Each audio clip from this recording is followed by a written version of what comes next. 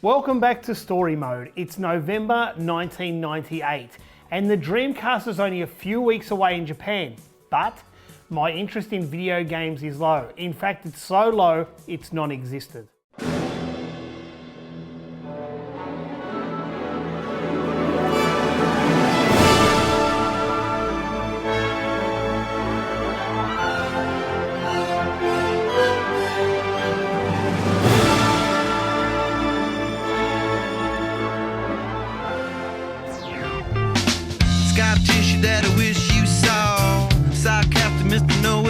Welcome to 1999, where the Red Hot Chili Peppers are still going strong.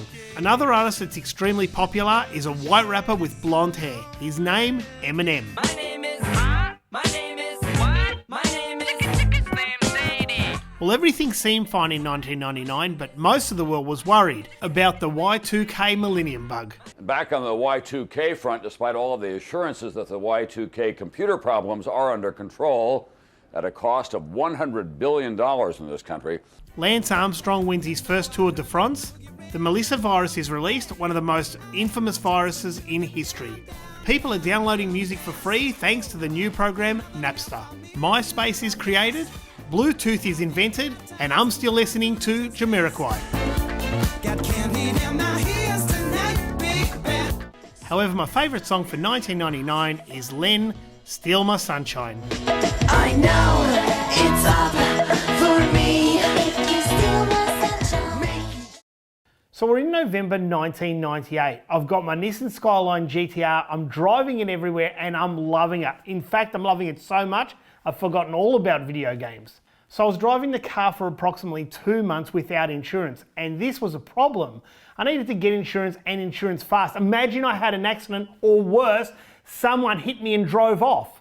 The problem was, in Australia, insuring a Nissan Skyline GTR was next to impossible, especially for a 23-year-old. So one day I had to pick up my sister from work. She worked at Northland in a pizza restaurant. Yes, that's right, Northland. The same place I got my Atari 2600, the same place I got my Commodore 64, and the same place I worked at Myer in the computer department. I think all the memories at Northland are great. So my sister finished around 4 o'clock, and after she finished, I wanted to head to an insurance shop known as RACV to get insurance for my Skyline GTR. As I walked into RACV, there was a huge line, and I mean huge, it was like 30 people. I don't know what was going on there. So I went to the place opposite, literally opposite, called NRMA. Now this is not my preferred choice, but you never know. The line wasn't too bad there. There would have been 3 or 4 people, and I was standing with my sister, and I noticed this girl behind the counter. It was like a movie. Music was playing, everything was in slow motion. I didn't know who this girl was, but it's the most amazing woman I have ever seen.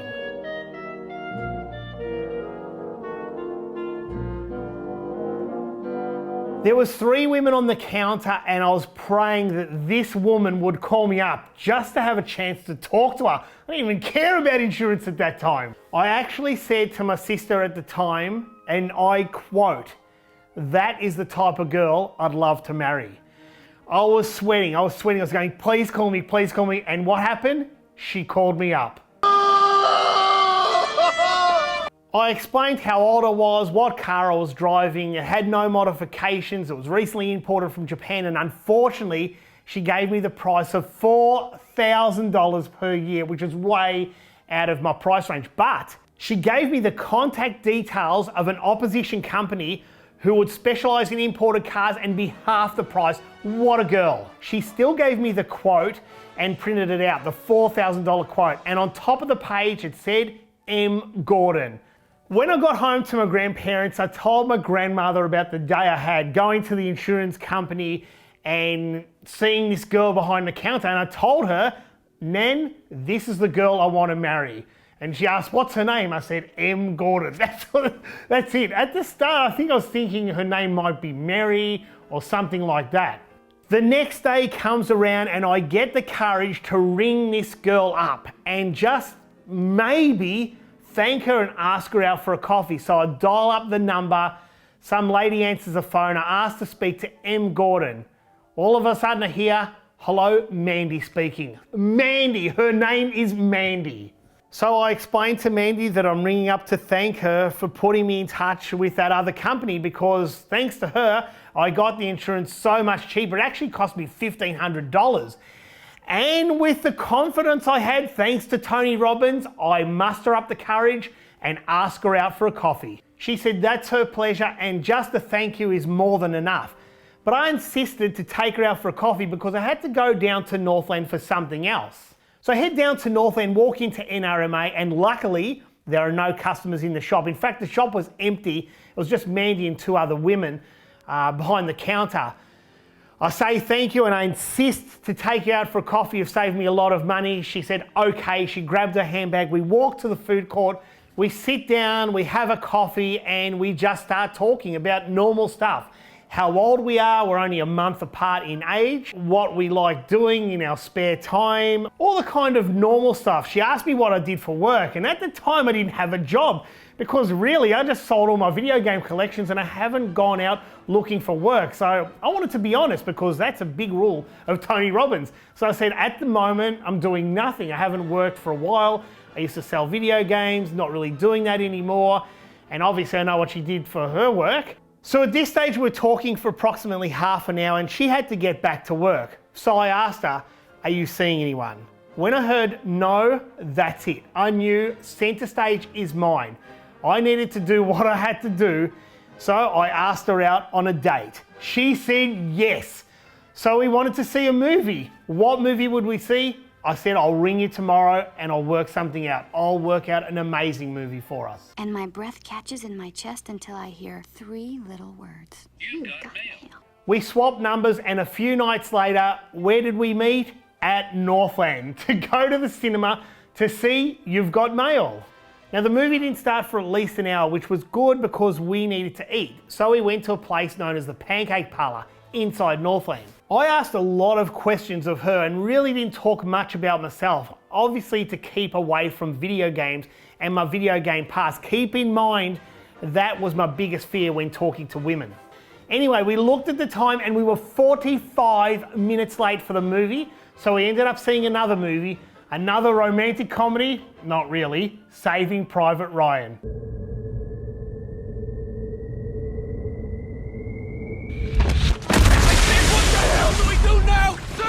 After the movie, we had a quick talk. I asked if she wanted to see me again. She said, absolutely. I gave her a kiss on the cheek. I walked to her car. I got in my GTR, drove to my grandmother's. I was on cloud 9. I couldn't believe how good this was. This is it. This is the one. This is the girl for me, Mandy Gordon. So we've been dating for a couple of weeks and I would speak to her every night.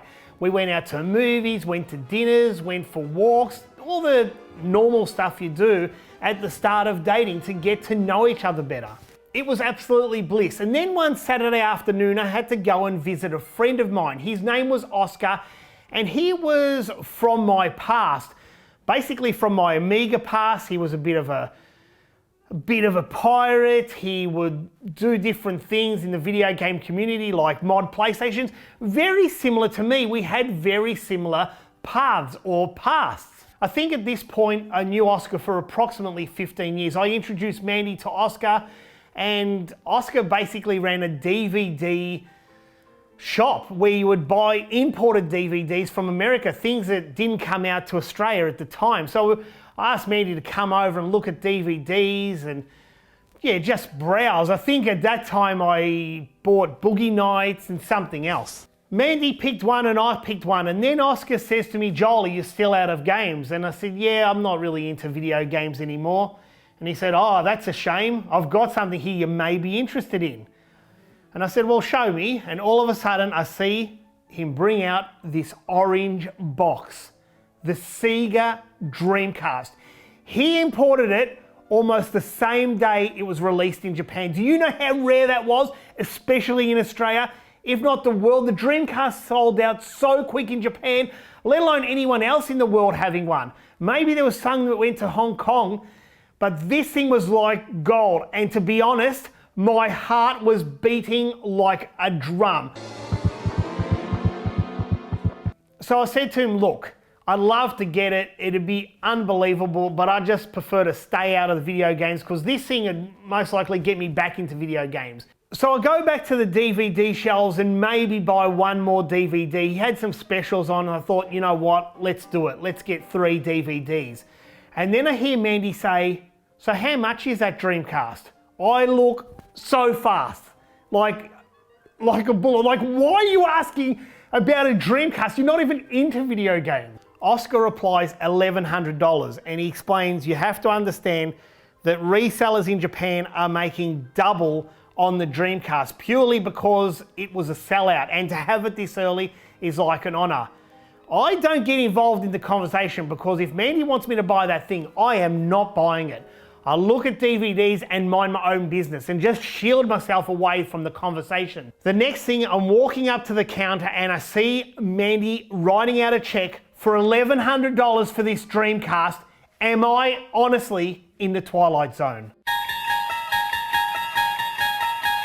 I go up to Mandy and firmly say, what are you doing? And she said, I've never seen anyone's eyes light up like yours did then when he bought out that box. Why fight it? You clearly love video games and I'm buying this for a present.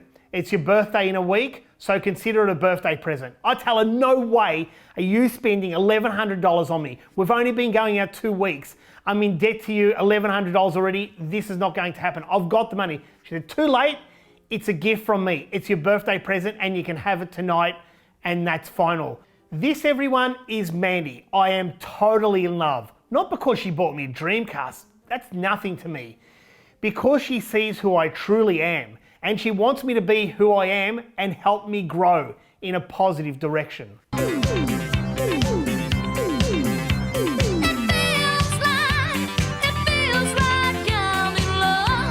I get home to my grandmother's, run in, plug in the Dreamcast, Mandy's next to me.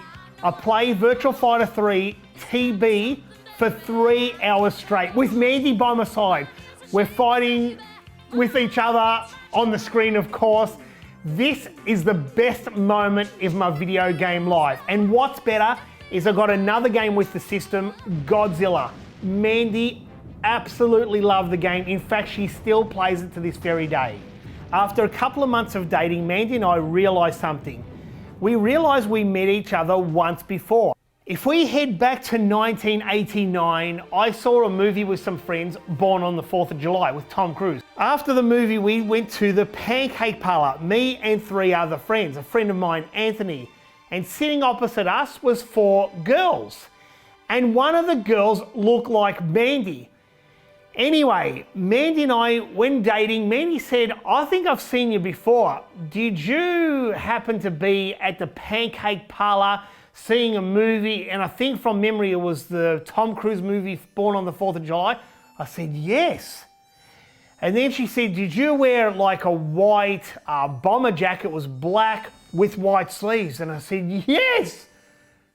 It can't be me. How can this be? And she goes, okay.